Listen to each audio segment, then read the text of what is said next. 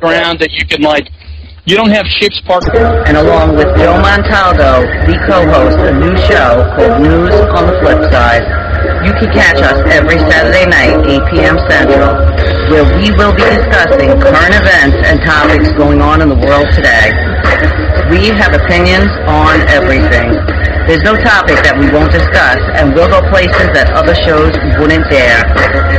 False history gets made all day, every day. The truth of the new is never on the news, but you can catch it here, News on the Flip Side, only on the UFO Paranormal Radio Network.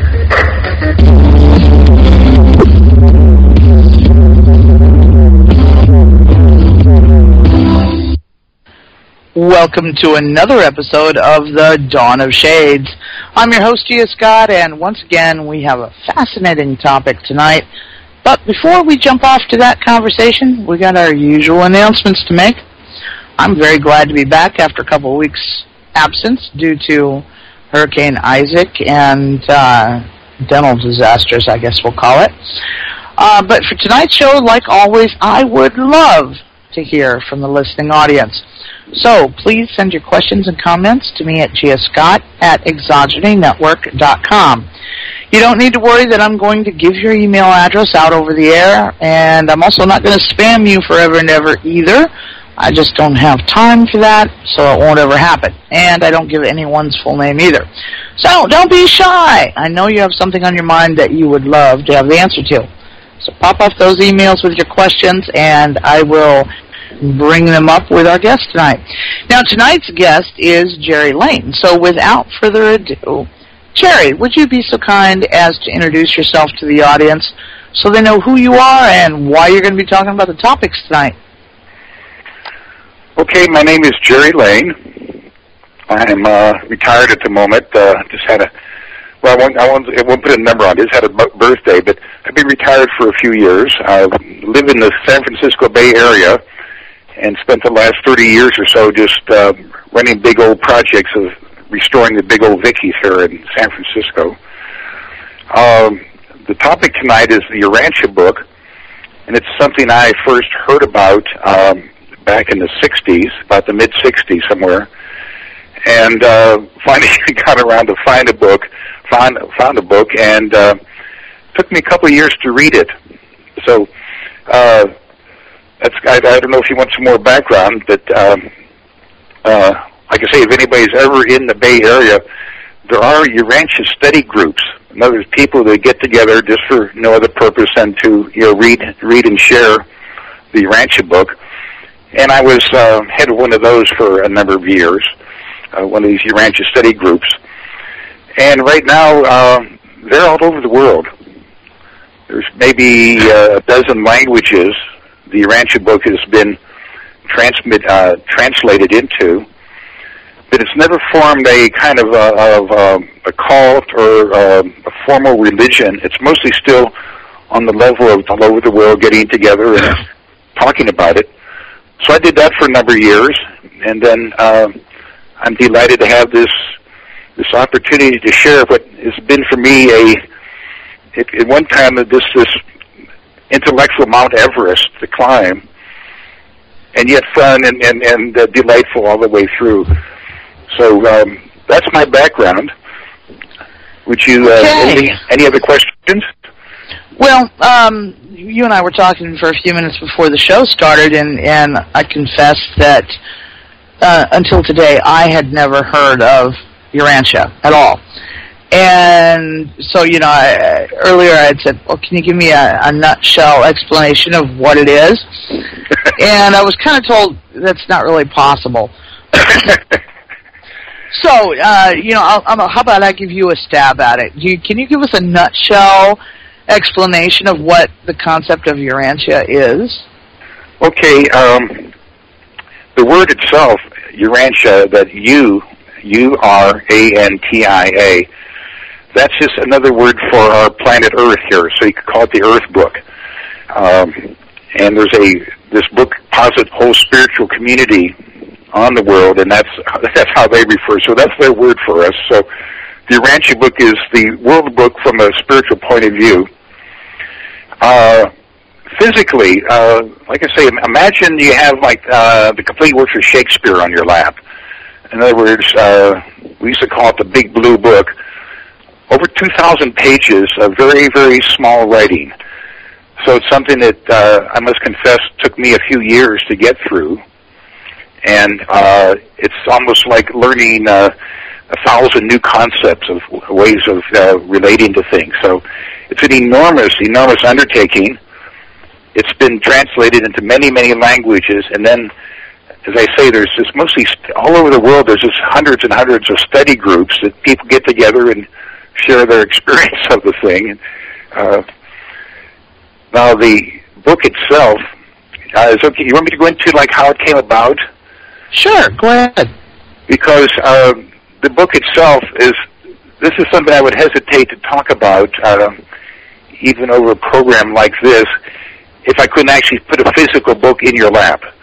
In other words, the way it came about was just recently released. You know, think about around the turn of the century, a bunch of people got together, got the first intimations of during the early groupings of psychology and stuff. People started getting together, and during the late 20s and 1930s, a group of early psychologists, these are like Freudian people and Adler and Jung, and all those people started getting together. You know, about 500 of them or so would get together in the University of Chicago. And one of the guys, Dr. Sadler, he made a hobby of debunking spiritualists, you know, like table-funking people and people pretending to talk to your grandmother and stuff. Worked with the FBI. But suddenly he announced to this group of psychologists that he had run across someone that actually had some very amazing material that actually hung together. So he called for a group of about 250 people to look over this material as it started coming through. And even a group of about a dozen people called the Contact Commission would get these, it was just written on paper, handwritten on legal paper, these long scripts. They would type it up, I guess, on the old mimeograph machines in those days, spread it around to all the people. Everybody would read the next chapter, talk about it, and this is how the Urantia book actually came about. So think about the mid to late 30s, all the way through the 40s, until finally you have this enormous book that was first published in 1955. So its very origins were kind of kept a secret for a while. They didn't want anybody just to glom onto it. They want anybody associated with like Luther and the Lutheran Church. But all of a sudden you have this book, 1955 it's published, and over the years it's slowly leaked out how it came about. And that is even more mysterious, because they say the Urantia book, unlike so much other religious material, it was not channeled. It was not channeled or transmitted and received from spiritual beings. It was actually written out in longhand, and then, as I say, just typed up and discussed. So that's how this 2,000-page book came about. The next, well, okay, so that's, if any questions about that, that's just how the physical book itself came about. Right. And it sounds really, really impossible. I mean, like this thing was being written by like a pencil moving in the air. It wasn't somebody going into a trance like the Casey material. It was brought to in other words, like it's considered a revelation. It was brought to us without going through a human mind or anything. So here it is. Here's this enormous book, and they started publishing it, and then after a short period, they started putting it into different languages and things. So it's been around in print form since 1955, and that's the physical book. Had these very mysterious origins. Uh-huh. Now the next thing is when you open the book. But go ahead if you have any questions on that. Go ahead with what you were going to say. Well, just wonder, when you open the book, there's an introductory thing which tries to simply define the terms that are going to be used in the rest of the book. The nature of deity, the nature of God, what they mean by spirit, physical, mental, soulful. All these introductions do their best to define these things. Then when you turn the page, you're into 65 pages of the index. So it goes on in some detail. It gives you a whole outline of the rest of the book. It's 65 pages of this. And then you notice that none of them are human. None of the authors of all these chapters are human. They're all extra-human, like, some appear in the Bible like Melchizedek, archangels, so forth. Life carriers talk about how they brought life to the planet. So the actual authors of the Urantia book are all extra-human. So you see what I mean? If I couldn't actually put a physical book in your lap, all this already sounds fantastic. Mm-hmm. You know, I'm sitting here and I'm thinking about, okay, I live in the heart of the Bible Belt now. And, right. You know, you're mentioning a lot, you know, the similarities to the Bible and some of the same characters appear both places. Right. You know, does it contradict anything that's in the Bible? Or does it simply fill in the blanks? Almost nothing. It's just about, in terms of, shall I say, the life of Christ and his teachings, it'll say, like, September 3rd, 22 A.D., here's who was there, here's what was happening, here's what was said at that time. In other words, it has, to the Christian community, it has this enormous literary pretension, almost like nothing else in the world. It pretends to be, it presents itself as the actual story of what happened with Jesus. So some Christians love it. Some think it's just the most height of arrogance and absurdity that somebody could say what actually happened then. So for the most part, it's pretty much in agreement with the New Testament, just enormous more detail. But most of the major events, as portrayed in the New Testament, are parallel. Okay. Well, you know, I'm just trying to, gauge how someone who comes from a conservative Christian background would react to the whether they're gonna, want to burn you at the stake for being a heretic or brand you with a scarlet, exactly. You or what. Because, that is something that, because we have this very conservative faction in America that really finds a lot of new things to be somewhat threatening. Now, you talked about all these millions of books that have been published over the time since 1955, which was, before I was even born.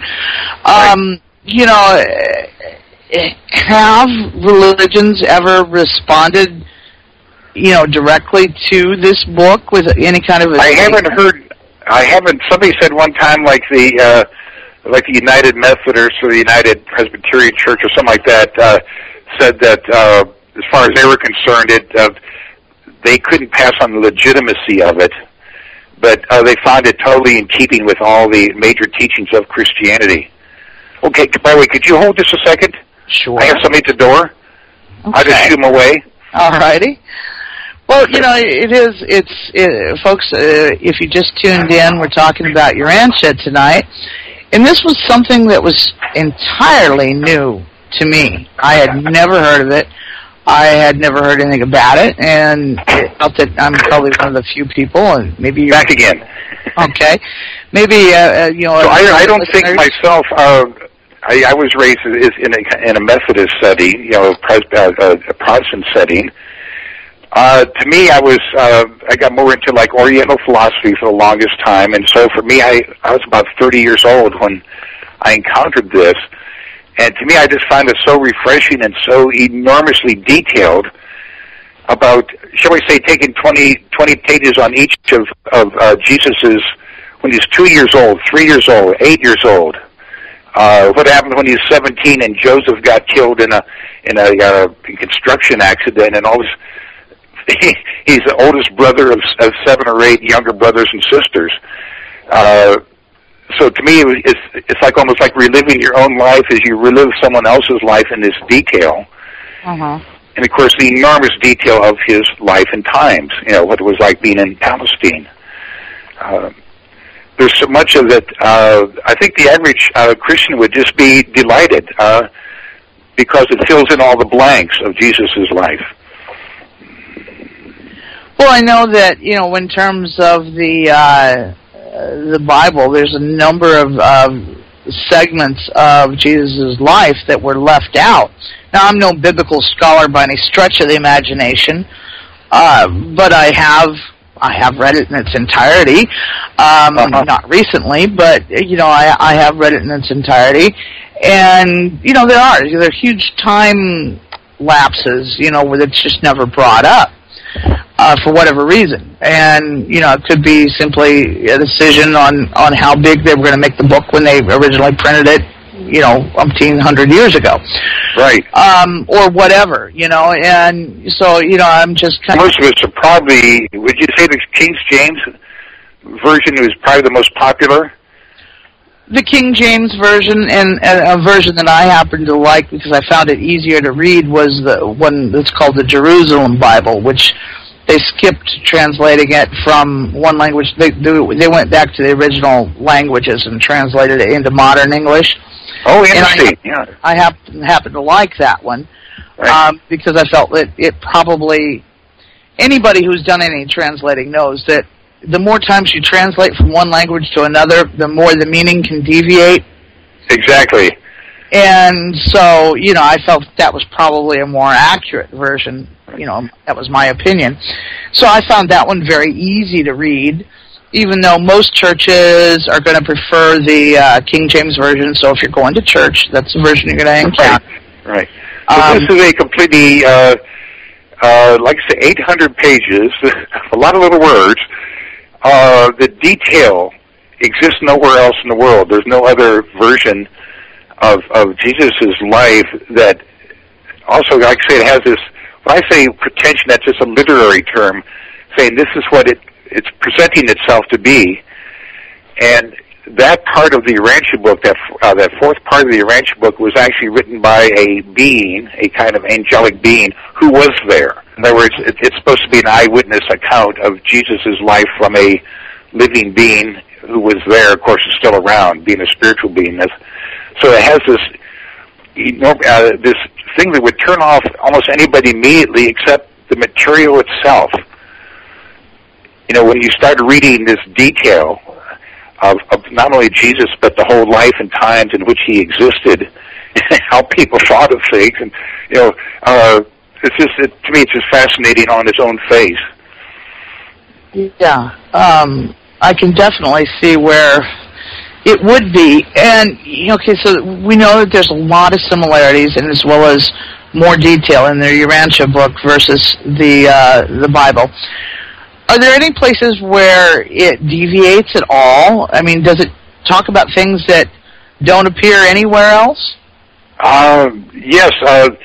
Let me mention here, too, just as an aside, this is the fourth section of the Urantia book, so it's preceded by about 1,200 pages of total creation, our part of our local part of the galaxy, the whole history of the planet as it evolved, both as a physical entity, you know, this pure science, and then, shall we say, the evolution of life on the planets. In other words, the part on Jesus comes at the end of 1,200 pages of kind of you that no human being could have written this book. And I mention this because I think it's the bugaboo that everybody talks about the Urantia book. You're immediately confronted with this enormity of presentation that takes years to read through.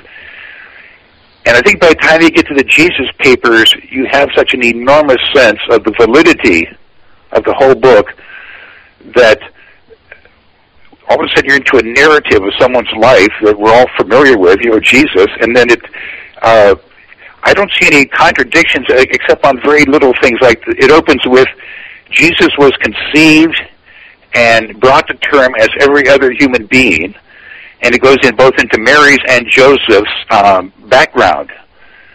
So right off the bat there, you might say it might be conflicting with people who believe in a virgin birth, because it immediately says right off the bat that Jesus was born like every other human being before and since. I mean, conceived and born. and bore both the traits of Joseph and Mary. The fact that Mary had, I'm not a Urantia scholar, but she had 7 or 8 children after Jesus, and I think this is, in other words, this is part or not in the Bible. The fact that he was a father to all these brothers and sisters. I don't even know if they're mentioned in the Bible. I guess his brother is, but the fact that Mary had 7 or 8 children, and when Joseph was killed, Jesus spent the whole rest of his life raising that family as well as everything else. All the time he was traveling around preaching and teaching, he was still being a father to all these younger brothers and sisters.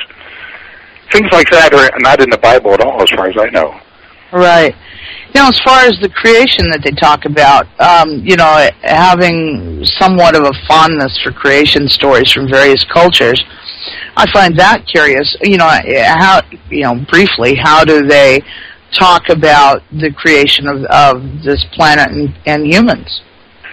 Okay, the first book, or I should say the first section of the Urantia book, they even say that they don't, by the way, it's an enormous tease, because so much that it can't be proven. They're just presenting this whole view of creation. They say, like, most of you would like to start in your own little neighborhood and be told what's right outside your door. Instead, they start at what they call the first source and center of reality, God. And so there's 30 or 40 pages on the nature of God. God's relationship to the physical creation, the universe. God's relationship to the individual. The Trinity. There is a Trinity, very much as in Christianity. They talk about dimensions of God, like God the infinite, God the ultimate. In other words, these dimensions of reality. This is how the book opens. I wish I had known that, because I thought it was like reading Thomas Aquinas or some kind of pure theology, right? I thought the whole book was going to be that way, so it took me a while to wade through that. Then it gets into the physical universe as we know it, all those galaxies and stuff. And what it says is that this is all created and administered by personal beings, below God, but way above us. So that's where it varies mostly from what our scientific knowledge is. We just describe it. They actually say that the whole physical creation, all these millions of galaxies, are actually created and then administered by spiritual beings. So there never was any kind of Big Bang. As we look out there, all of a sudden we're wondering, like, why do we have these new things being constantly created? In other words, this creation is still going on.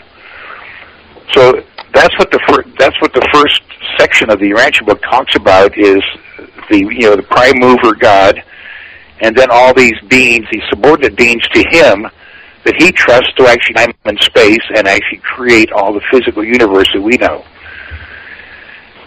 Next, the second section of the Urantia book is what they call a local universe. It's our local part of the Milky Way galaxy.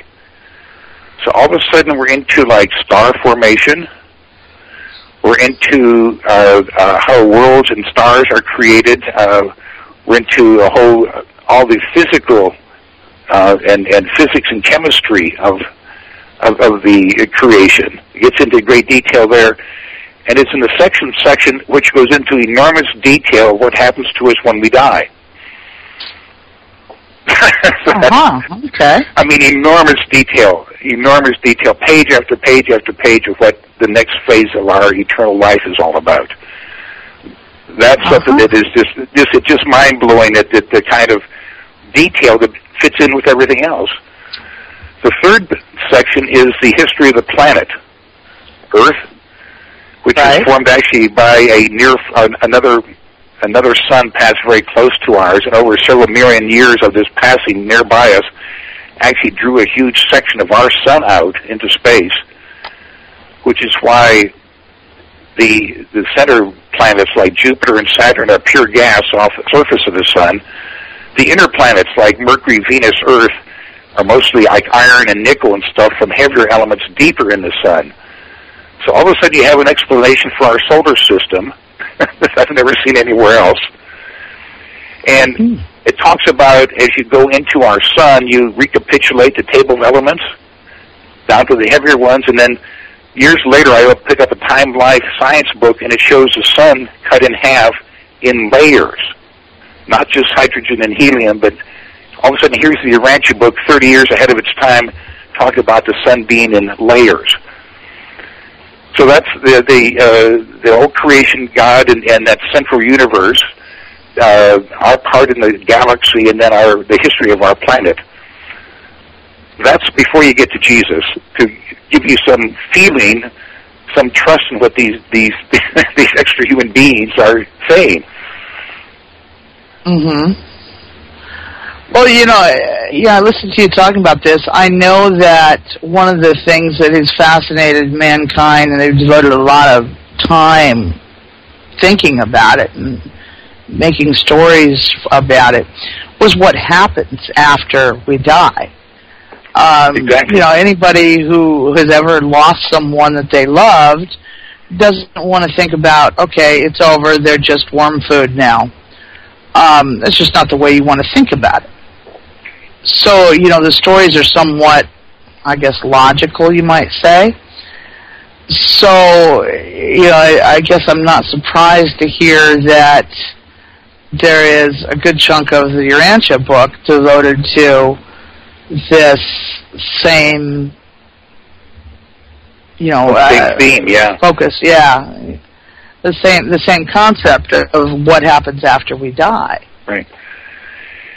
One of the things that the Urantia book talks about, what is the greatest advantage of picking up and reading it is that, as I've mentioned, clear from, shall we say, something that reads almost like pure theology, like Thomas Aquinas, the nature of God, to how the physical universe is actually being created, even as we're sitting here. The other thing is it gets into psychology and philosophy, and even, like, say, the evolution of life. The other thing is how from the spiritual point of view of the Urantia book, how it sees what are we? What is a human being, right? Right. And we can go into this in greater detail, but very shortly, we do actually have a soul. We actually are accumulating a soul of our worldly experience here, and that is what survives death. In other words, when we reawaken on what they call the mansion worlds, it's an actual physical world, but of a much more spiritual nature. So when we reawaken, we in a sense are our soul. In other words, our personality has had this whole lifetime experience, and so our identity, actually what we are and all that we've experienced so far, is right there at the moment we wake up. We know who we are. We have our whole lifetime experience available to us. Mm. So that's the kind of, and then it even talks about the kind of that we will inhabit it, the kind of special kind of life on them, and animal life and plant life, and on and on. So it gives an enormous reality to our after death existence.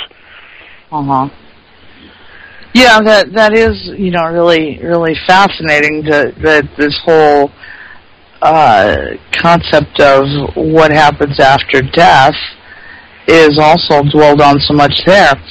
What about Urantia appealed to you the most when you were first learning about it?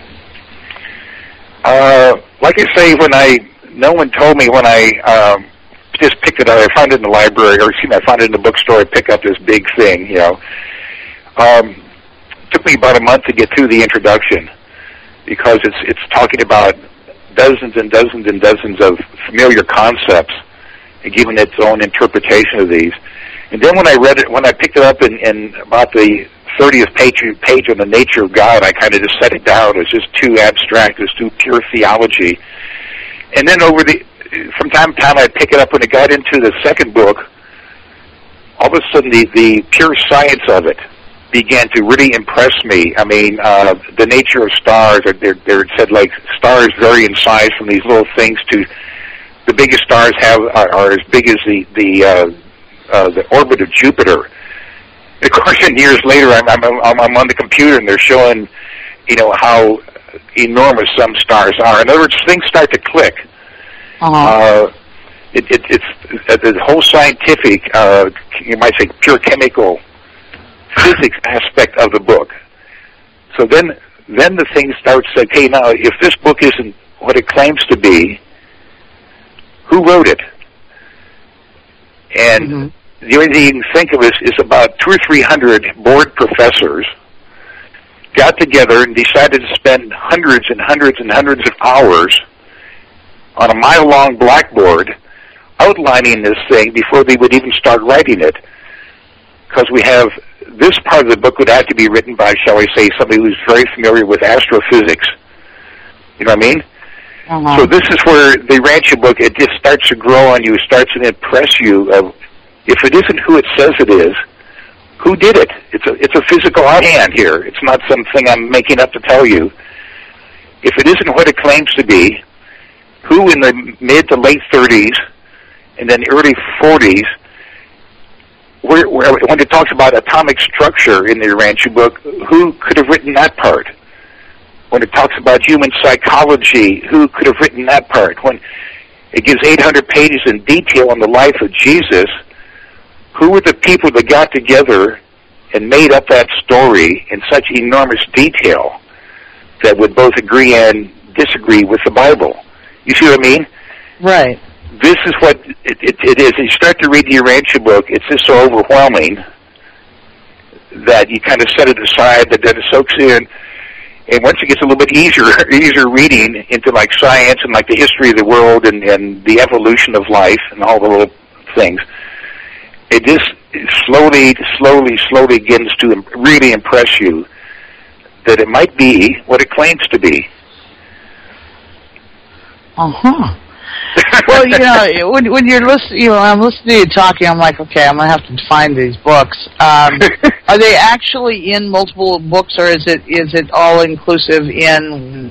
It's in one book, and if your readers, or your listeners, want to take down a note of a website, it's called T-Tom M Mike A Archives, TMArchives.com. And when you go to tmarchives.com, you'll see the Urantia book there. You can simply read the Urantia book as much as you want to in a single sitting. I think there's 165 papers, separate chapters. But there's a whole Urantia book, and there's even a better history than I know of. I can give you, off the whole history of how it came about, and pretty much kind of brings you up to date with some more goings on that are related to the Urantia book. So, TM Archives, the whole Urantia book is there. You can just go into the table of contents and just find something that tickles your fancy.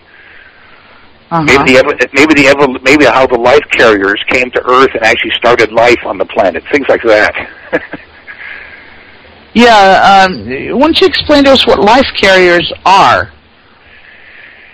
Okay, like I said, the third book is the history of the world, the planet, and it talks about how the solar system came about, and then it goes in like 100 million year periods of how the Earth slowly formed, from all the stuff circling the sun and its range.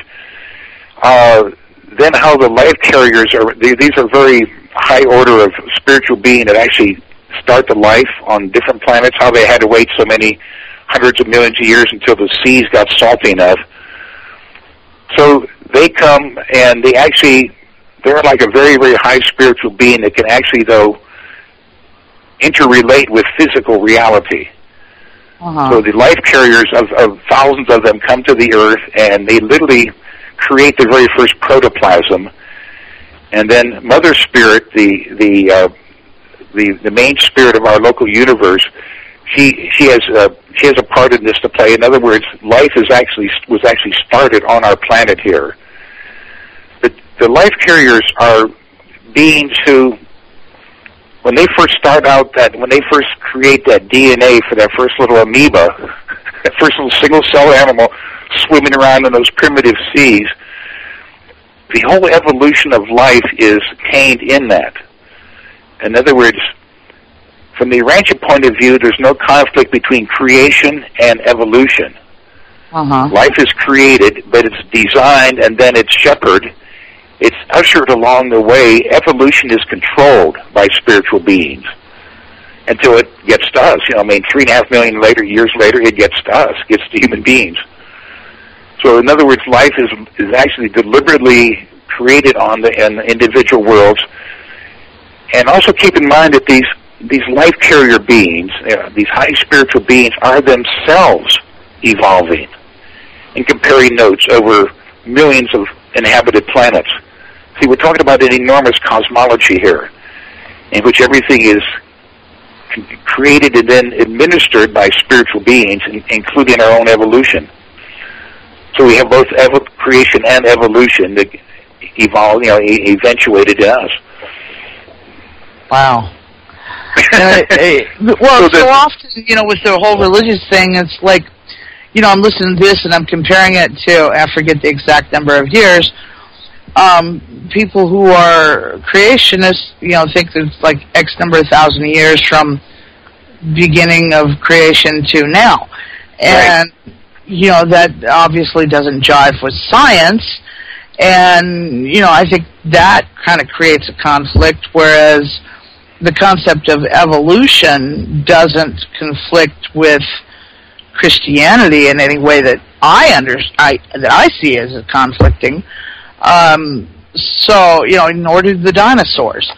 So I find this much more agreeable than, that idea that you have to block out all these things in order for God to be real.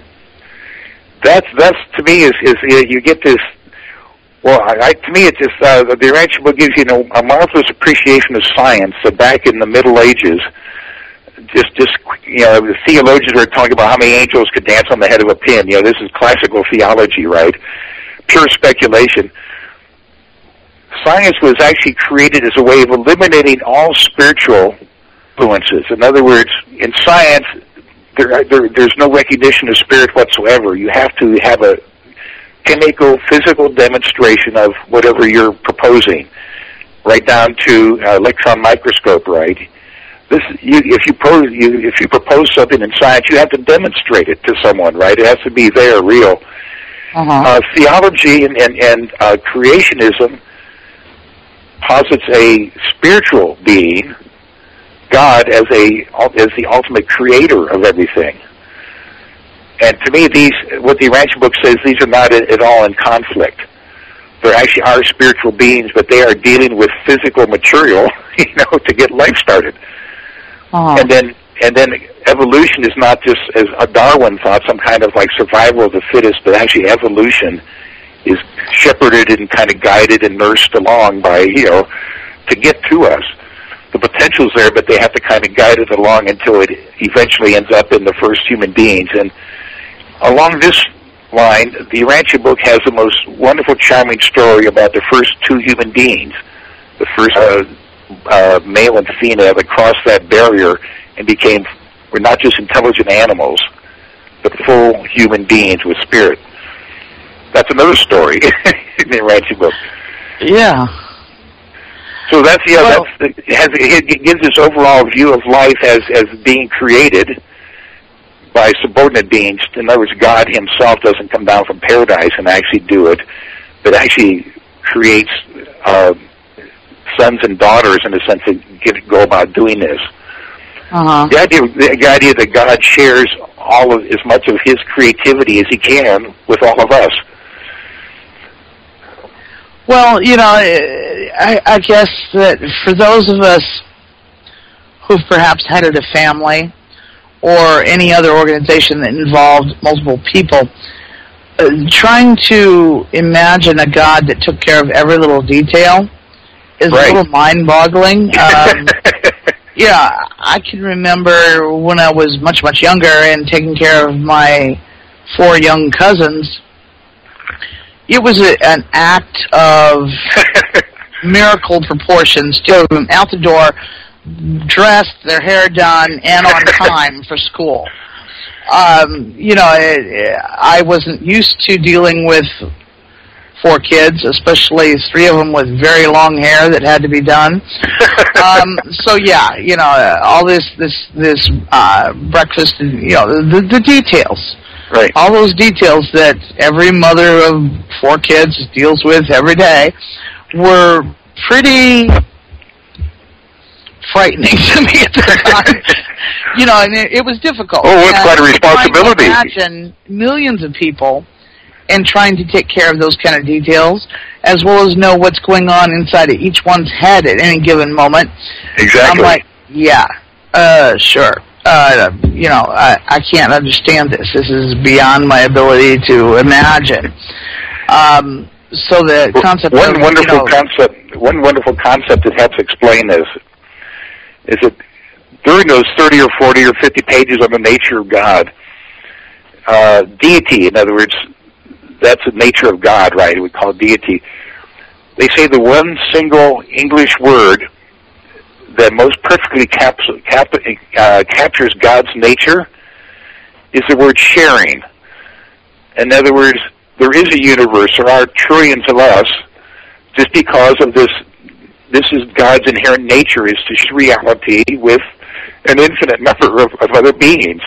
Uh-huh. And so that kind of explains it all in one way on that max level, you know. Uh-huh. And so this is also our greatest delight as people, is to share our life with others. It's where 1 and 1 makes 3, right? There's right. you over there, there's me here, and then there's this reality we can share, you know. And then too, you know, speaking as a parent now, grandparent, there's nothing that I found more thrilling and heartwarming than you're showing something. Maybe it's something very simple. It doesn't matter what it is. You're showing something to a kid, and they get the idea, and that light goes on inside of them, and it's like, whoa, yes, you know, and you know, it doesn't matter if it's making mud pies or tying our shoes. Whatever that sharing is, you know, maybe it's a great story you've told them, or a song or whatever. Well, they've just grown too, right? All of a sudden they have an ability they didn't have yesterday. Right. And the whole idea of soul is that all of this is preserved. All this is like an eternal possession of your personality. You do have a soul. You do have, this is all your human experiences are recorded. We believe the Urantia book says by God, by a presence of God within you, which almost all religions recognize this presence within each person, right? There's a spectra of life and of spirit and of God. According to the Urantia book, this is what creates your soul. It's this presence of God within you that is actually creating your soul, and this is why when you die, it's absolutely sacrosanct. It couldn't be in safer hands. When you're reawakened over on the other side, I mean, the fact that your whole entire life experience is just right there. I mean, you know who you are. You know that you have survived. Yeah, you know, this is really, really interesting. But, you know, could you tell us how the Urantia book is different from New Age channeling or other New Age teachings? By the way, this is my greatest weakness probably in being on your program, is I don't have that much contact with them. I mean, if you give me some examples, I can say that in my experience of reading, I was really interested in all the different religions at different times. Right now, there's a little Zen Buddhist group here I was with for a while. I kind of got away from the Christianity I was raised with, because to me there's too much arguing between all the different sects, you know, of Christianity, to who's right, who's wrong. Right. New Age to me is something that to me it covers such a broad spectrum. From my own very limited experience, I don't know anything anywhere near the comprehensiveness and the extent and the depth and the breadth of the Urantia book. But I think it probably agrees. It is a very new thing. I'd say this been out since 1955, and insofar as it presents itself as, in the very language it uses, as a way of connecting all these different aspects of human study, psychology, theology, philosophy, embryology, biology, geology. There's a huge section in the Urantia book about the geology of the Earth, on and on and on. So in this sense, I don't know if it particularly disagrees with any New Age philosophy. You're probably more familiar with that than I am.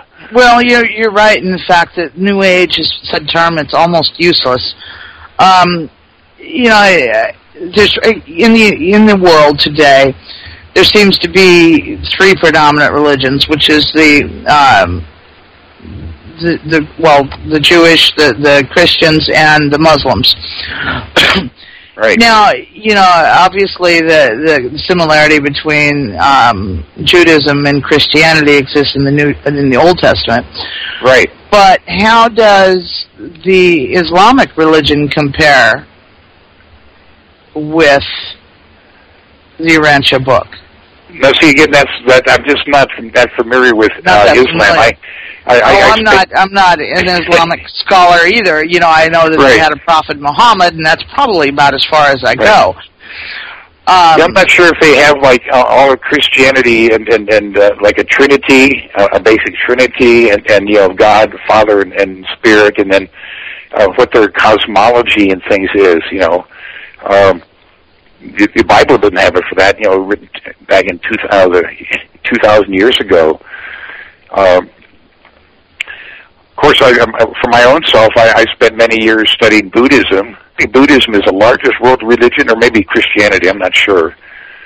I'm not sure. I always think I forget about the Eastern religions so often because we hear so much about the other three. But yeah, exactly. The Western religions, right? Is a big religion as well.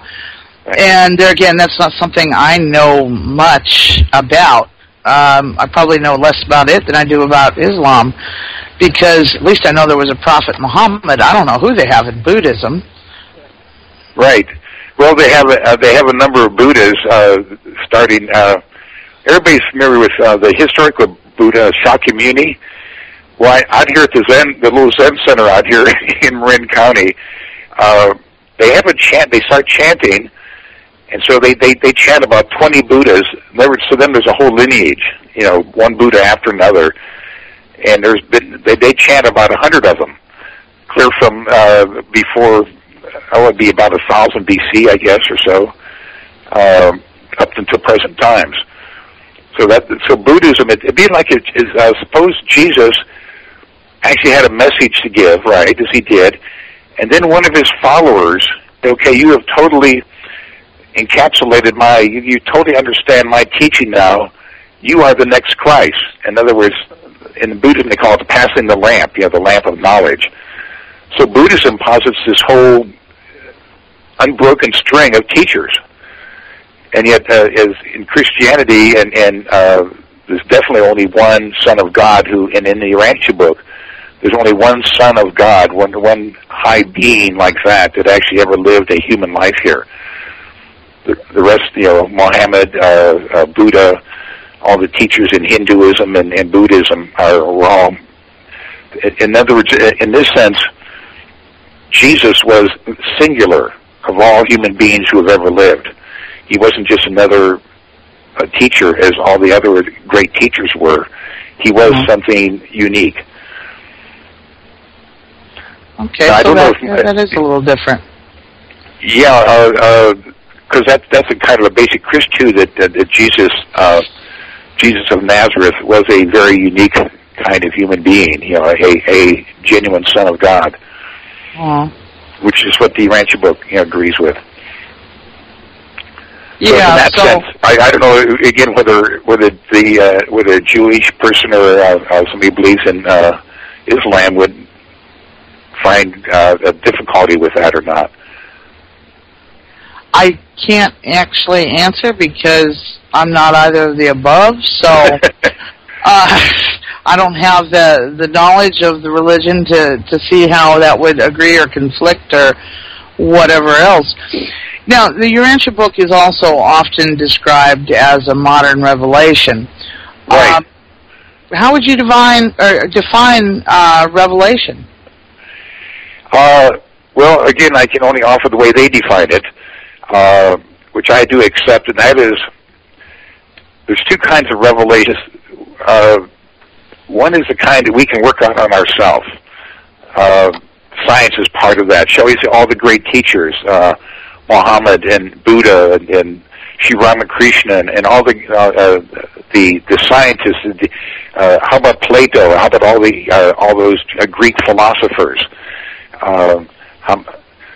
This whole history of philosophy and things is something that we've worked out on ourselves.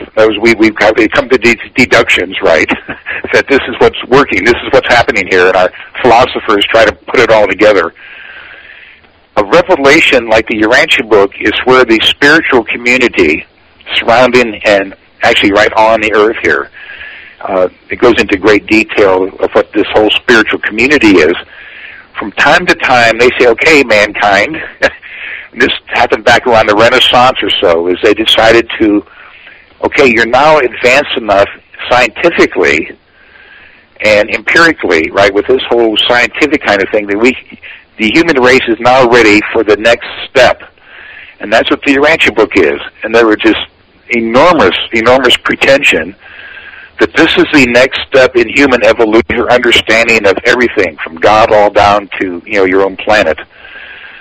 So this is a epical revelation. This is a revelation that when the whole world is cognizant of what's in the Urantia book, it will be a totally different place here.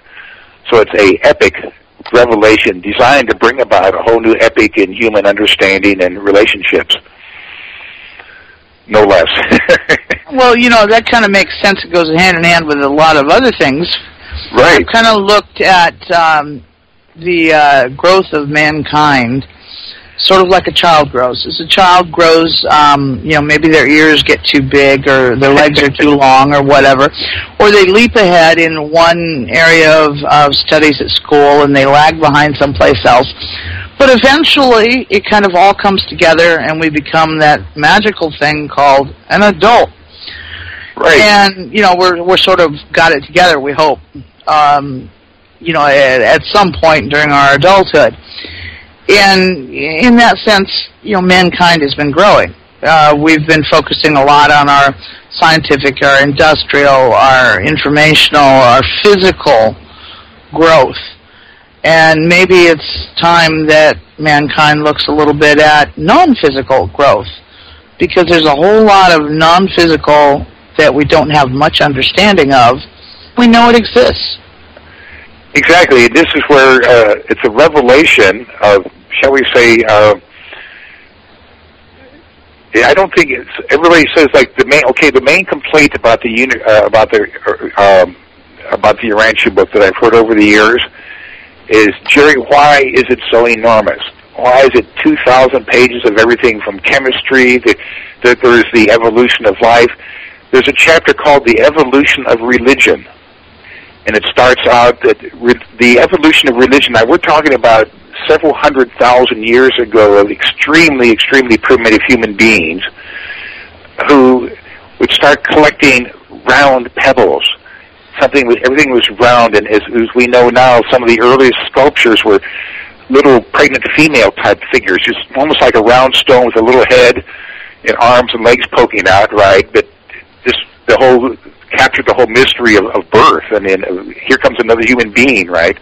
Uh-huh. So it starts there and talks about the evolution of religion, of just how stage by stage by stage it evolved into what comes up to kind of like mimes. And it also gives in a kind of a thumbnail sketch of all the world's major religions and how they evolved. But again, just a kind of a thumbnail sketch compared to the enormity of what it talks about Jesus' life. So it has like 5 stages in the evolution of the God concept amongst the Hebrews. That's the name of one of the chapters, is the evolution of the God concept amongst the Hebrews. You see what I mean? Is this what fills these 2,000 pages? And everybody keeps saying, well, Jerry, why did they make it so complex? Why did they make it take years to read through this thing? And my own sense about this is it's self-validating. this enormity of different points of view and different sciences and different disciplines all coming together without a single internal disagreement. I don't know anybody who's read the Urantia book, some people read it several times, that have found a single internal flaw in which it disagrees with itself. So I think this is why the book was written in the enormity in which it was written, is just to kind of convince you, that this all ties together. Yeah, it really does. I find that absolutely fascinating. Now, I know that you have written material that has been printed on these topics. How many books have you written? Okay, now, here we go. Here we are. We're stepping off into the Grand Canyon once again. As I said, for years, some of us got together as a study group here in Marin County. And so we just got together for a couple of years, about every week, every other week, and we'd have picnics and stuff just to talk about all this and to discuss it and try to get some grasp on something so enormous. So these study groups, all of a sudden in our study group, someone made this announcement that in other Urantia study groups around the world, there's new material coming through. Now, this is what I think most people would call channeling. In other words, it's where a spiritual being is actually speaking through a human being, through a person. This is generally referred to as channeling. Does that sound right? Yeah. Right. And we just designated that because we're not in a trance or anything when we do this. We designated, transmitting, receiving. A spiritual being is transmitting through us, and we're just receiving it. Now, that's what I've been doing for 8 years. And so, again, if you go to TM Archives, you'll find out I have approximately 250 hour-long meetings with people and asking questions and answers and all that kind of stuff, in which I'm transmitting our spiritual parents. So in one way, my book is, I didn't write it. This is what I've channeled or transmitted or received. That's what the book is all about, is all these lessons that I've given over the years to, groups of people that would meet here, and they get a little lesson, then they ask questions and answers, And so that's what the book is all about, is this, it's just all these lessons that I've channeled or transmitted, if you will. Now, I have to ask simply because I sometimes have trouble understanding how this would work. Transmitting or channeling or whatever term you want to use for it, you said you're not in a trance. So, I mean, do you hear, voices in your head, or how does this happen? Okay, first of all, to drop back just a little bit, when we heard about this phenomena happen, and none of us believe it, as a matter of fact, there's a large, probably a majority of the Urantia book community around the world, in all these different languages, all these study groups. I have to be honest and say, a very large percentage of the Urantia group, as a whole, does not believe in this. They think we're trying to rewrite the Urantia book or add to it or something. And the way I encountered it was, like I said, we had a little study group here in Marin County. We invited someone to come out from St. Louis called Donna D'Angelo. Donna D'Angelo, she has her own website. I think it's CCC, Center for Christ Consciousness. And so you can go to her website and tune into Donna if you want. And so when I first met Donna, she'd been doing this for several years already. So she was quite familiar with this technique. And so we sat down and talked about it. And then she just started speaking from another personality.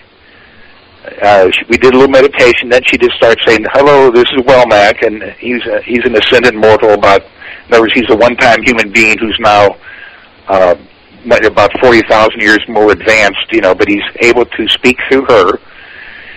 And again, it sounded fantastic. I mean, except that after listening for a number of times, after maybe about a dozen times of going for these sessions, I couldn't believe there's this enormous distinct difference between Donna, who I came to know, and this person, this other personality that she's transmitting. So I spent 4 years, about a dozen of us got together with Donna, and she was our transmitter, right? Uh-huh. And so you can imagine almost every Monday for 4 years, and by the way, all these things are, if you ever want to tune into any of these, all these lessons are there on the internet, about 5,000 of them. So I had this long apprenticeship. I had 4 years of getting deeper and deeper and deeper into this material and really trusting.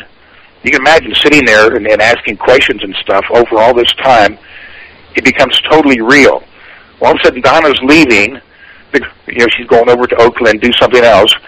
And who wants to take over for her? And that was where I came in.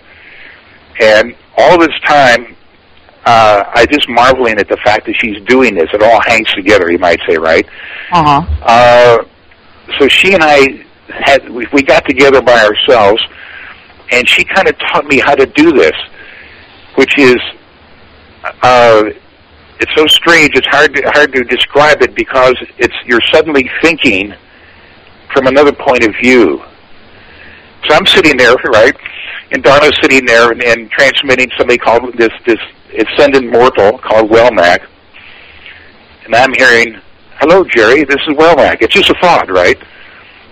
And I don't know what to do about that. So it's, "Hello, Jerry, this is Welmac," and I don't know whether that's true, right, or whether it's maybe I'm just imagining this is the way it would be. Maybe it's just my own imagination coming up with this. I can't tell. It's just a thought. And so then I asked, hang on to that thought there, right, Jerry, because it is time for us to take a break. So, folks, while we're away from your computer, you can check out some of the websites that Jerry has mentioned, and we'll be right back in just a few minutes.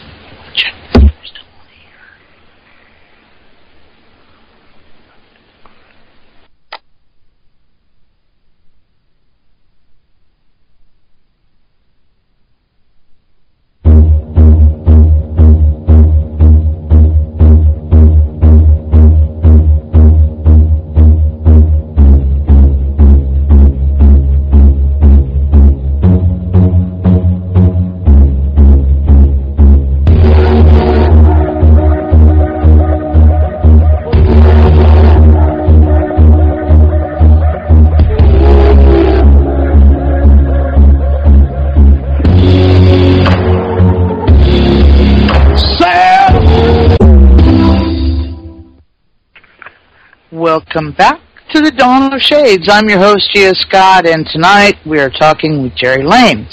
So, Jerry, before we get started, would you tell people about relevant websites where they can find more information? Oh, yes, be glad to, Gia.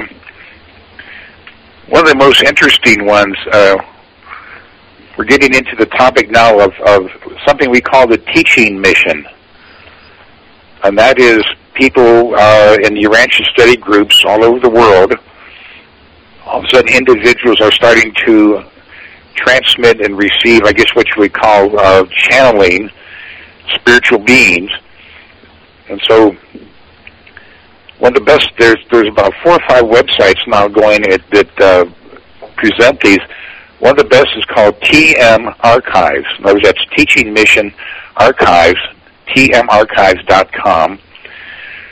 And the teaching mission is this transmitting, receiving of celestial beings, of spiritual beings, started in 1992. So it's been going on for a while. And the fellow who runs TM Archives, the last time I checked, I think there was something like over 5,000 of these lessons, from people all over the world in their Urantia study groups. Have these from all different kinds of beings, some former human beings, archangels, and even high beings like our Creator Son and so forth. So TM Archives is one of the best, just for the whole teaching mission thing. And there you'll find probably 200, or you can just go to TM Archives, click on transcripts, then go to browse. In other words, you're just going to browse the transcripts. So the two main beings I transmit are called, one's called Michael, and he's our local creator son. Like, we get into that, what that is. And the other one is Nebadonia. That's Nebadonia. And she is Michael's perfect cohort, a kind of a feminine version of Michael. We call her Mother Spirit, or Nebadonia. So you browse the transcripts, you click on M, you go down you get to Mike, you go down through the list, get to Michael, and I'm called the Marin County, California, the Marin TM group. And we started, like I say, about 8 years ago. So there they are. There's like 200, 250 of all these weekly meetings we had where, I would give a little lesson or somebody through me. And then we had some wonderful questions and answers.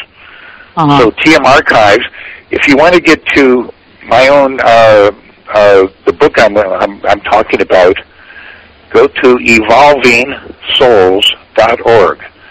That's evolving-souls. evolving-souls.org.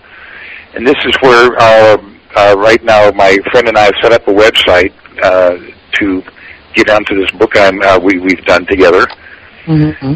The other thing you can go to is something called You Be the News. That's you, just letter U, letter B, the, T-H-E, news, N-E-W-S. You Be the News, that another Urantia book is standing for, youbreathethenews.com. This is a friend of mine who has as a hobby and as a lifelong task to do is find scientific proof for what the Urantia book was postulating back in the late 30s and early 40s. Mm-hmm. I'll just give you one of hundreds of examples. The Urantia book talks about dark gravity bodies where the gravity is so intense that light can't even escape. Now, this is back in the late 30s, what we now call a black hole. On and on and on. There's hundreds of these ways in which things that were way ahead of their time or unique to the Urantia book are actually coming true and they're being proven. So that's You Be the News. Another one is called Monjoronson. I'll spell that.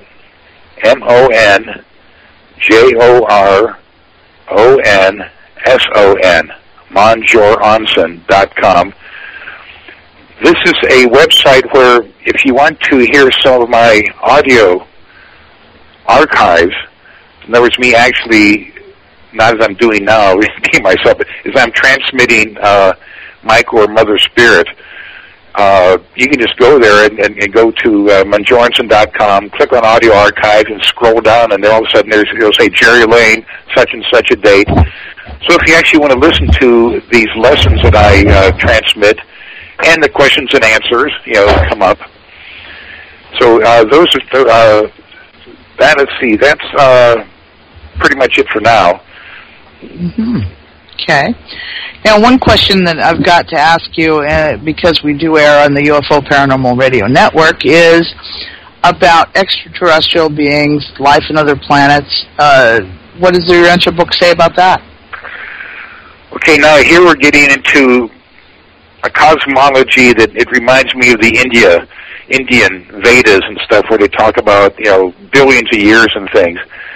The Urantia book presents a cosmology that is so much, only our modern science, in a sense, kind of touches upon it. In other words, in their cosmology, our local part of the universe, right, our little local universe, our little local part of the galaxy, has almost close to 4 million inhabited planets like ours, of human-type beings.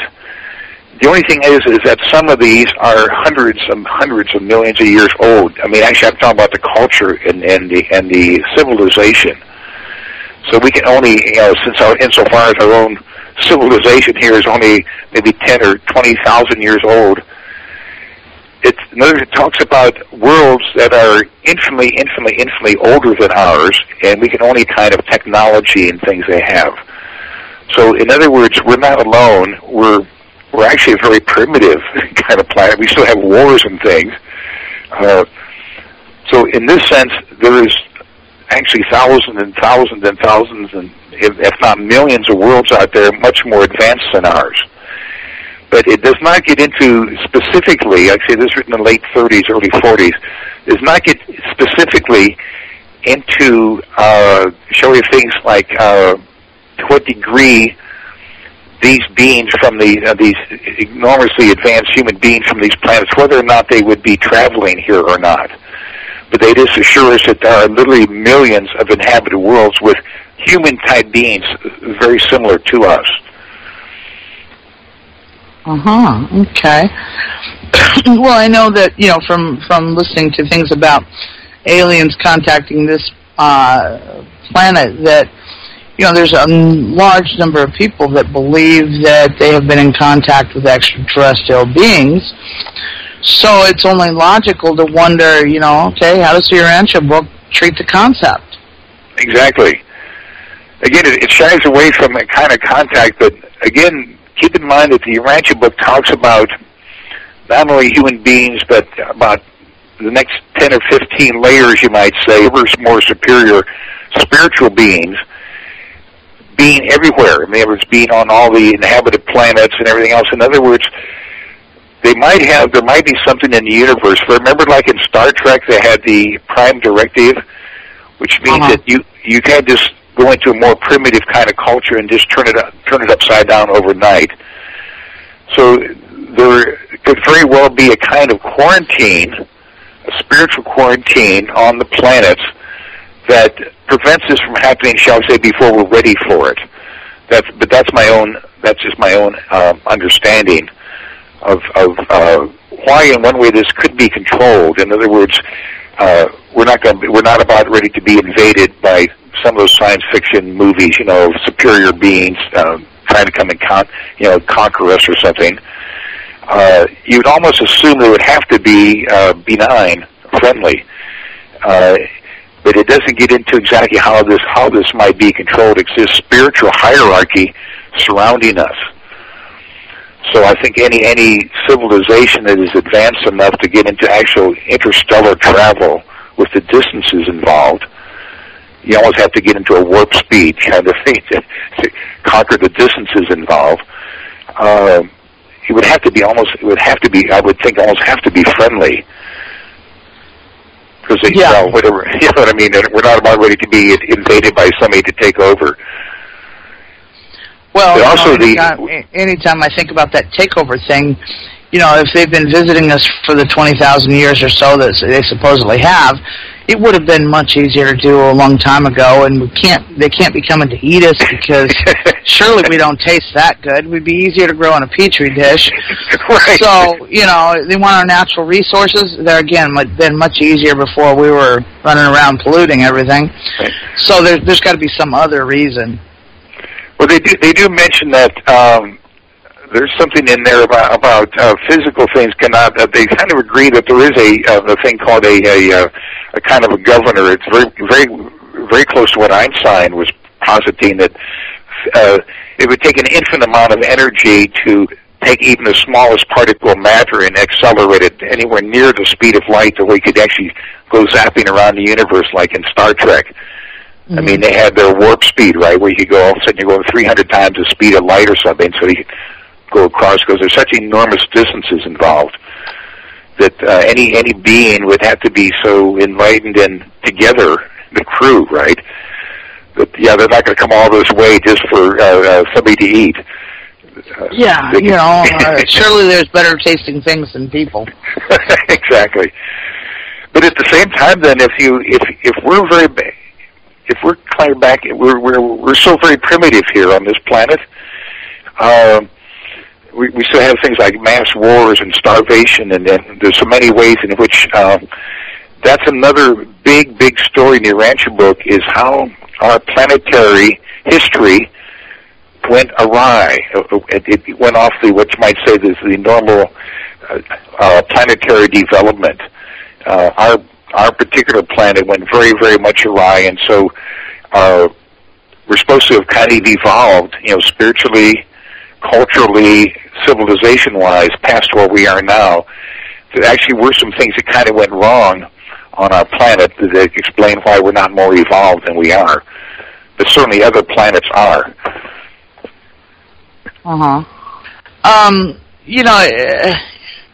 What kind of things did we miss, along the way? Well, again, there's a chapter in the Urantia book called Life on a Neighboring Planet that talks about a planet of about our age, you might say, which human beings have been on that planet about as long as we've been on this one, and how because they had a kind of a spiritual, celestial kind of guidance, right, they're much more evolved, and the period of intense warfare amongst the primitive people doesn't last anywhere near ours. Has almost been 1 million years, according to this view of things. That the first human beings are almost 1 million years ago, and yet we've had almost 1 million years of incessant warfare right up till World War not long ago. That this is very rare. Most planets have a kind of celestial over-control in which everything evolves much faster. The period of warfare is a very short period. And so in that sense, we're kind of behind, and that's part of the reason for the Urantia book, is to let us know that things have kind of gone wrong on this planet, that that's not the whole universe, and that's not the way it's planned to be. This much suffering, this much this warfare between peoples. And that's part of the reason for the Urantia book, to give everybody this broader outlook of how things are supposed to be, and are on most other planets.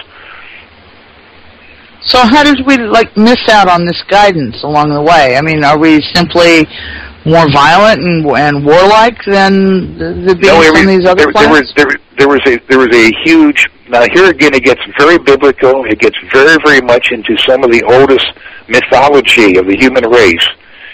Is there was, you might say, a kind of a war in heaven. It's what Milton and Paradise Lost, and a whole part of a devil and all this sort of thing. Setting our world awry. Very briefly in Urantia terms, our local system of about 1,000 inhabited planets, it had the kind of celestial being that administers a local system was a being by the name of Lucifer. And actually, this Lucifer actually went into a kind of rebellion against God, against God's plans, of evolving planets.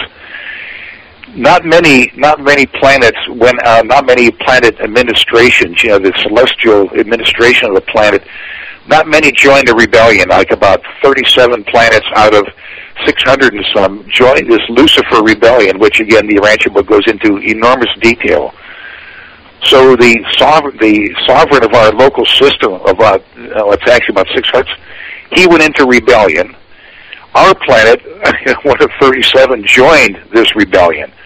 In other words, the celestial beings who are supposed to be guiding our planet along went into rebellion with Lucifer, and everything, just because of the arrogance and the hubris of denying God, our whole planet evolution just took a big nosedive for several 100,000 years. Which is why Jesus, came, a son of God, a creator son of God, came to our planet to help turn it around, and has actually turned this enormous rebellion and this the way our world was headed in the wrong direction.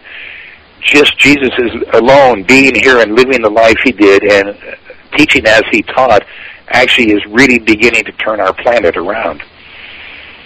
So that's the story of why there was a divine plan for our planet, and it's about 200,000 years terribly wrong, and we're still kind of recovering from that. But that was just maybe 1/100th of 1% of the planets in our local universe here. So it's a very, very rare thing, but we just happen to be stuck in it. Mm-hmm. Okay. You see what I mean? Like it all hangs together in a way. Yeah, it does. And in terms of, that portion of our history, why we've been more violent, there's other things that are regarded as prehistorical and maybe even just mythical, like Atlantis and right. Civilizations that existed before our civilization today. Right. Does the Urantia book have anything to say about those times? Right. Are you sitting down? Yes. Because I'm about ready to throw you another big one. Uh-huh. There actually wasn't Adam and Eve. Okay. In other words, actually, Adam and Eve are historical facts, and that was about 40,000 years ago. In other words, things are slowly evolving on the Earth, but an enormous setback. And so, at a certain time, now this is part of a regular planetary evolution, the aboriginal human beings, that evolved from, like I say, the life carriers kind of help them along. At a certain time, along comes Adam and Eve. These are again, we're getting into so many. I don't know, your listeners are getting confused. It's just so much terminology. But Adam and Eve, their function to come to the world here is to upstep the human race biologically. In other words, they're like a perfect male and a perfect female. They will have endless children, hundreds, thousands of children, and they themselves will not ever mate with the aboriginal human beings, but their children will. In other words, they come here to Earth at a certain time in the biological evolution of the human race, and their whole purpose is to upstep biologically everybody, right? Uh-huh. Well, things went wrong. And so here again, it's so close to the biblical account of things, that our system sovereign, this rebel who's supposed to be controlling everything, convince Adam and Eve that God's way, the normal way of planetary, it's way too slow. And if Adam and Eve will go out and start mating directly with the aboriginal human beings around them, right? Now, they're pretty advanced, but they're still kind of on a very primitive, savage level, that they can speed things up. And, of course, Eve goes out and mates with one of the finest male human beings at that time. And that literally broke the covenant, that they're not supposed to do that. And so the chapter on Adam and Eve is written by the angel that actually had to come here and kick them out of Eden. So in one way, the Urantia book is like totally recapitulating the story of the Bible, only with enormous detail. Adam at that time could have kicked Eve out. He just got rid of her and got another mate, here another kind of high being like that on the earth. He chose to stay with her, went over and mated with what would be one of the most advanced of that day, right? The aboriginal tribes around them. This is the origin of Cain and Abel, and why they had a big fight, and one of them ended up, slew the other, use biblical terms, killed the other one. And meanwhile, Adam and Eve and all these hundreds of children they have are kicked out of Eden.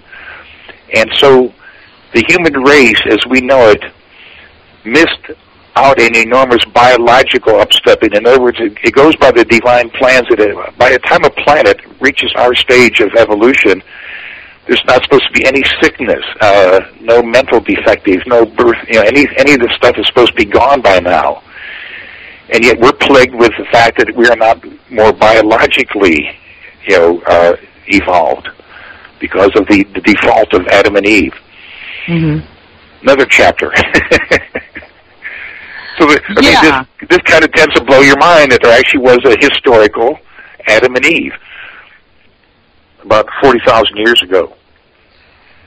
Well, it is kind of mind-boggling. That really kind of implies the arrival of an extraterrestrial being to me, because these people were perfect, and they weren't born naturally here, is from what I'm understanding. You're saying, so they had to come actually. It's well again. It's at what level to approach these without just totally swamping you with and making your eyes glaze over with details. Actually, the male and physical bodies, in other words, Adam and Eve, their personality, who they essentially were, had a previous life. They volunteered to come to the world, knowing it was in a bad shape. The physical bodies they actually took over were actually created by the life carriers. In that sense, the life carriers took a lot of DNA from the aboriginal human beings, and the life carriers created this perfect male and female body so that their children, Adam and Eve's children, could mate with the aboriginal people and upstep the human race biologically. So that's another little detail, that actually these perfect physical bodies were actually created here by the life carriers, and their personality came from off-world and took over these bodies, and just started having children. By the time they're kicked out of Eden, I think they had about 350 children by then. But things are still going too slow, so Lucifer talked them into speeding things up. Okay. Right. Well, it's interesting to have a world where there was no genetic flaws, where birth defects didn't exist, illnesses didn't exist. That's quite appealing. Especially to anyone who has a child that has a serious disease or a birth defect. What answers one of the most profound questions of all time, which is if there is such a thing as God, you have this perfect, infinite, absolute being, why is there pain and suffering? Do we have things like a perfectly so-called, seemingly perfectly mother and father all of a sudden have some less than perfect child? Why are we involved in all this warfare? Why is our civilization and our society evolving so slowly? Why is there so much pain and suffering if God is in control? This gets over to a question of free will.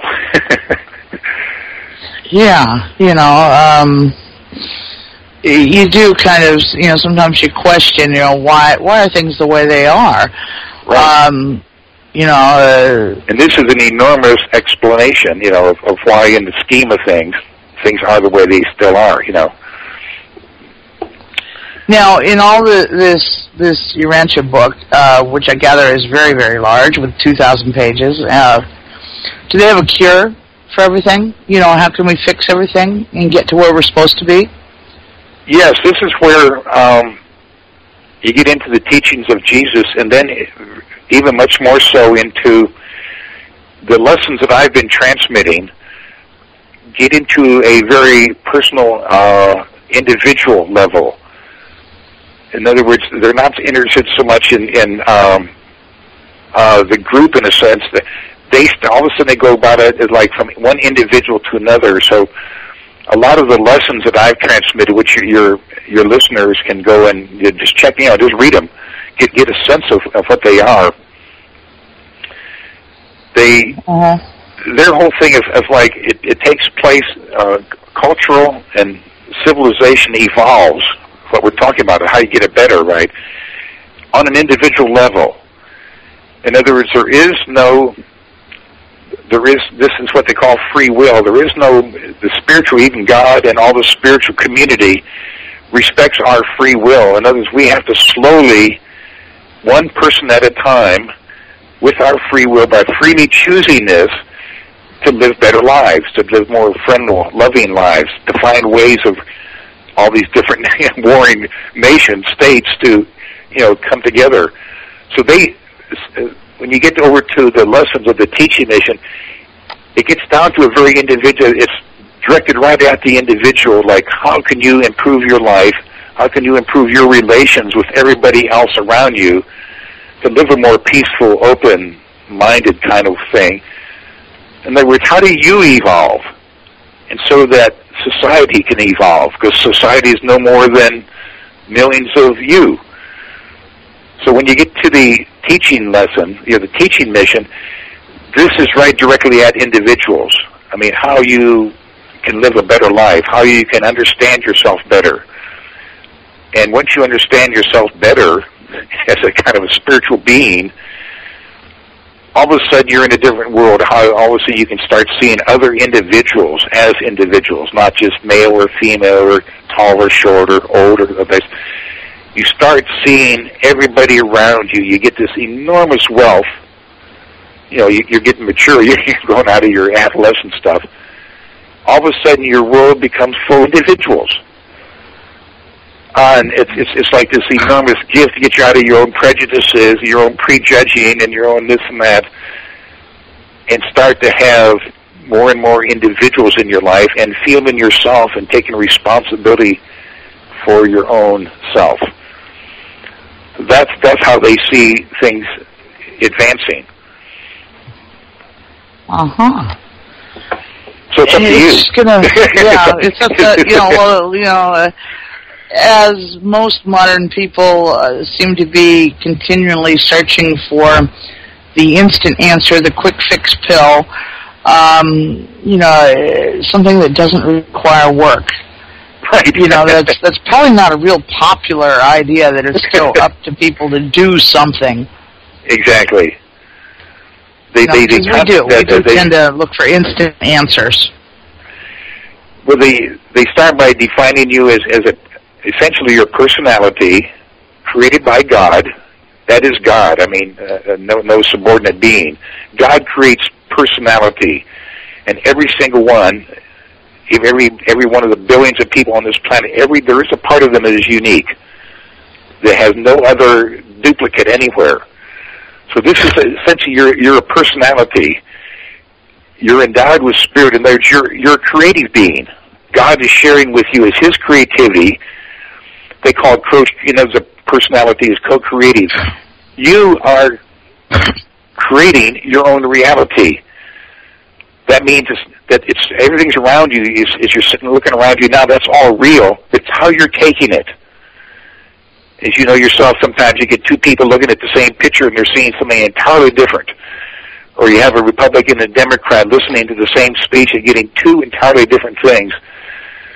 So every human being is partly, and yet how do you get people to take responsibility, the ability to respond to something that they think is totally objective? I mean, there it is. It's out there. There's that person. And if a racist sees some terrible kind of somebody else is of a different race, if they don't even think that other person over there is a human being, how can you get them to accept the fact that they are themselves creating that projection? That's what you call it psychologically. So we're personality, we're co-creating, we're creating along with everything else. And of course we have a body. We have a body that's infinite to us, and none of us will ever fully understand our body. We have a mind that is part culture and part civilization and part of the way we're raised and all this. And then we have a soul that we're growing as our worldly experience. So this is what they teach is, first of all, what a human being is, right? Mm-hmm. And in this sense, try to get you some feeling of what you're doing and take responsibility for how you are actually interpreting reality, which is hard for people. They think, hey, it's real. I'm not doing that. There it is, So this is one of the main things they teach is like this enormity of what a human being is. This unique personality, creative being. This being is actually creating actually their own world. And by this, and by being able to feel yourself having all these different dimensions and starting to see these in other people, it gives you a much more, what I would say, open-mindedness to relate to other people. Yeah, and that open-mindedness and ability to relate to other people kind of precludes the whole concept of prejudice and being racist and so forth and so on. All these really negative things that cause conflicts between people. Yeah, they say it's a kind of a lazy way of categorizing. In other words, until you realize you're a unique individual and you come to peace with that The fact that there's something in you that you can almost never ever share with someone else. It's just so you much, right? You'd have to be Shakespeare in order to really express yourself. And of course, you start out as a little baby without even language in your mind yet. Only by fully accepting this uniqueness and seeing it in other people can you really give people, kind of grant people freedom to be themselves.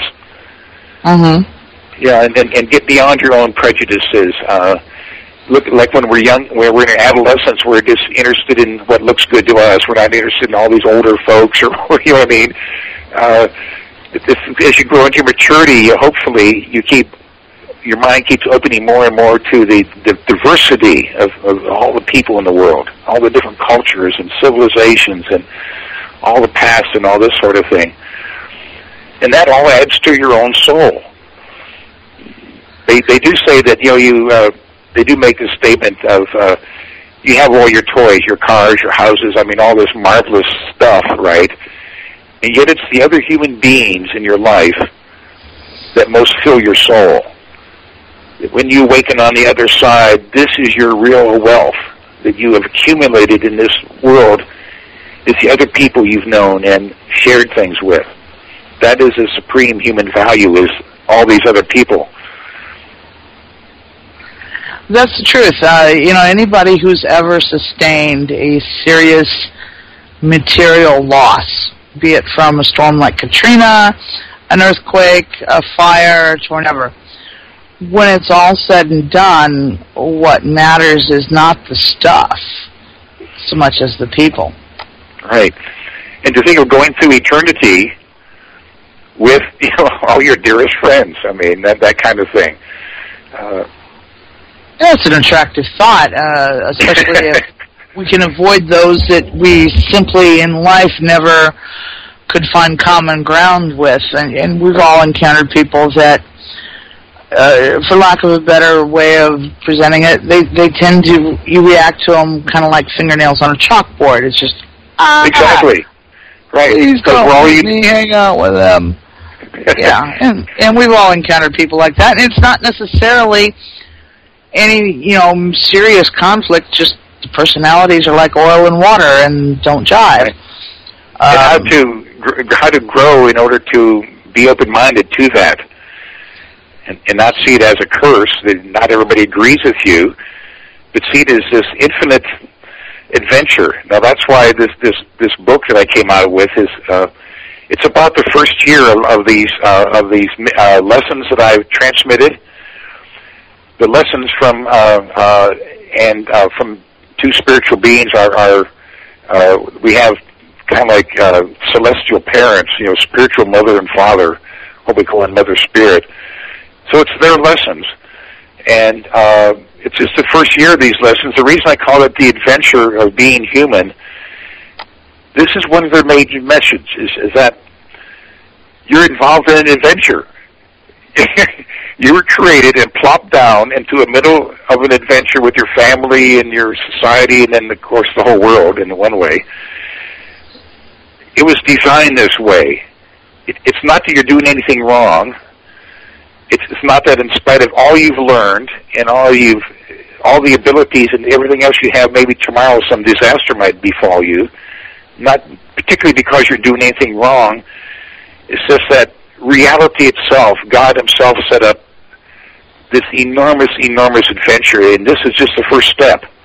This first life you're living, since you are going to be eternal, this very first life you're living is an inescapable adventure.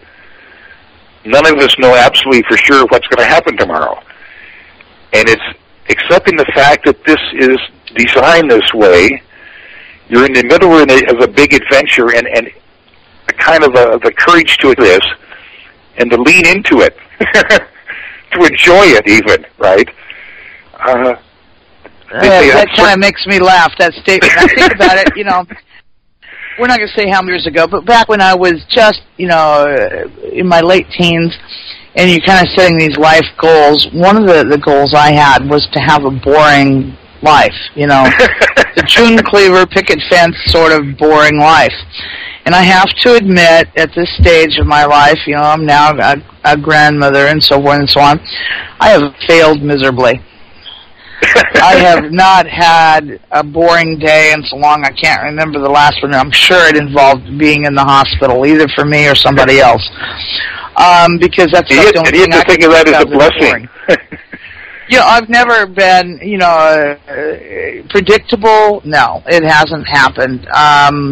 You know, the whole thing has been a very interesting journey, and boring has not occurred at all. So yeah, you are blessed. Talk about life. Do you feel blessed? Adventure. Would you feel blessed because of this? Yeah, actually, you know, people say, "Oh, you've had a hard life," and I'm like, you know what? No, it was interesting. I wouldn't give up a minute of it. Granted, nobody likes pain. Nobody likes sorrow and loss and stress and all that kind of stuff. But at the same time, you know, I guess the way I look at it, you can never have that emotional mountain peak, you know, your Mount Everest in terms of your life, unless you also have a Death Valley. Exactly.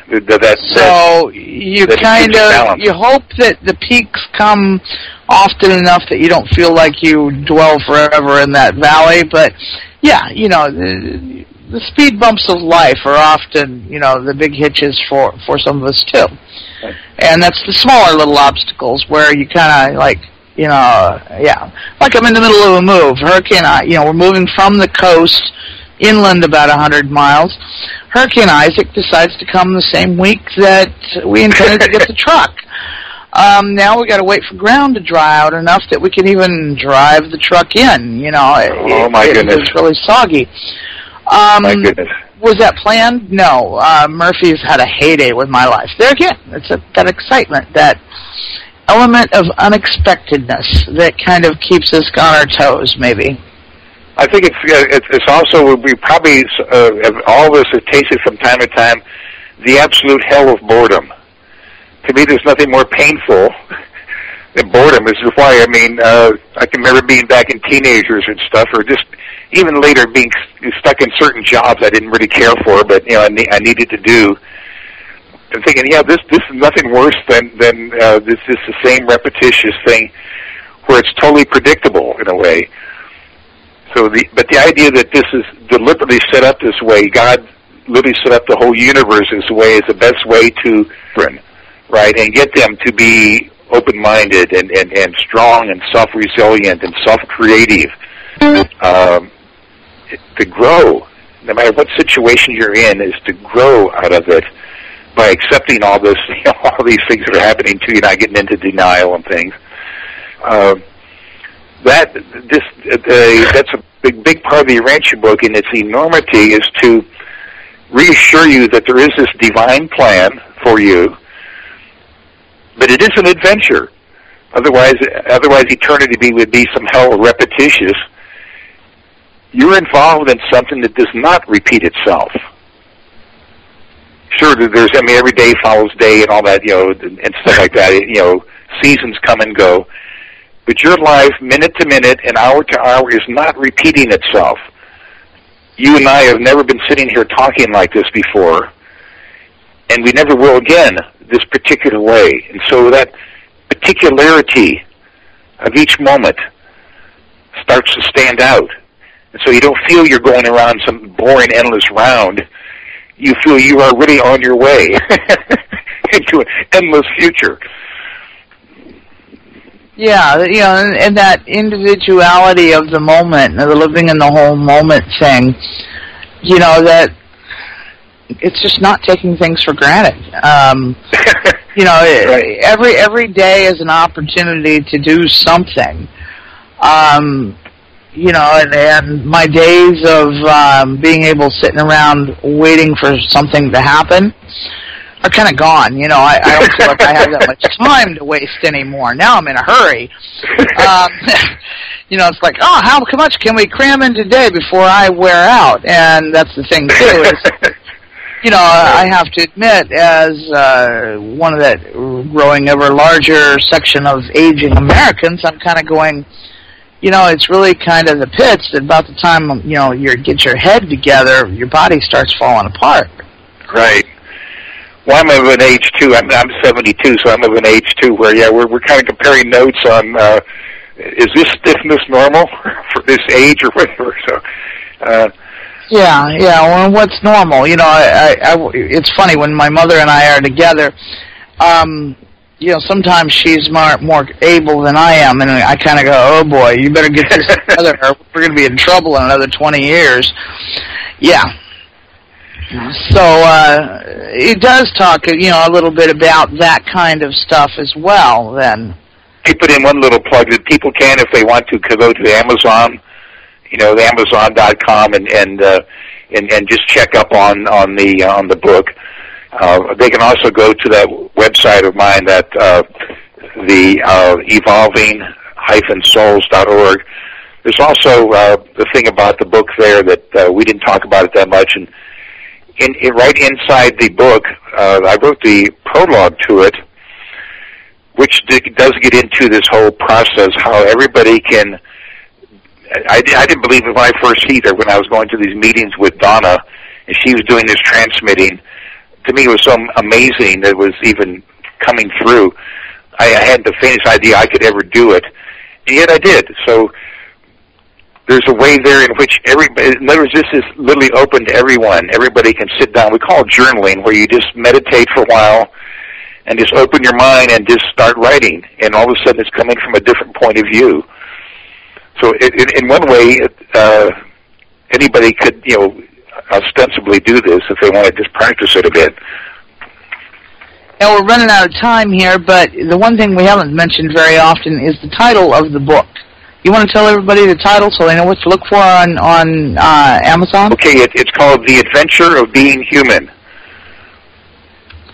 Okay, and The Adventure of Being Human, because it definitely is an adventure, and it gets into what being human is all about. Yeah, well, it's more than simply seeing how many toys you can collect. And it's based on, and it doesn't depend upon, but it is based on the Urantia. So those it isn't coming out of my mind. It is based on the Urantia teachings. Right. Well, folks, we have run out of time all too quickly once again. Obviously, Jerry, we could have talked for hours and hours longer, but yeah, I hope that tonight's program has given everyone plenty of food for thought, as well as more illumination towards truth. Tune in again next week as we bring another guest, another topic, and a whole new idea for your consideration. You've been listening to the Dawn of Shades, and I'm your host, Gia Scott, and good night.